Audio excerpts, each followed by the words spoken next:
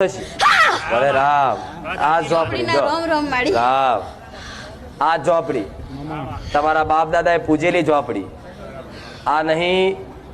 કોઈ સાધના વિદ્યા નહીં પણ તમારા બાપ દાદા ની આ જહુ ઝોપડી માતા છે આવું રામ રામ રામ આ ઝાપડી એવું કે છે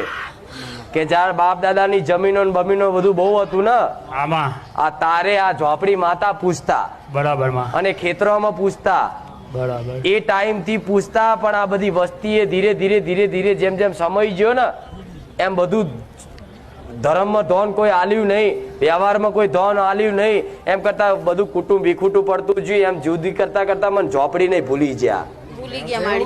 આ એ ઝોપડી માતા જ આટલા ટાઈમ પછી જાગૃત બની હોય તો જો તમને તમારી માતા તમારી કુળદેવીની રજાથી અને આશીર્વાદથી આ ઝોપડી આ સમયગાળામાં જાગૃત બની અને હોમેથી આવી છે તો એનો ચોલ્લો કરી અને અપનાવી લેજો એને નાનો હમતો નાનો મઢ બનાવી અને પૂજા પાઠ ચાલુ કરી દેજો બડા બેડો પાર થશે હું મેલડી આવું કહું મારી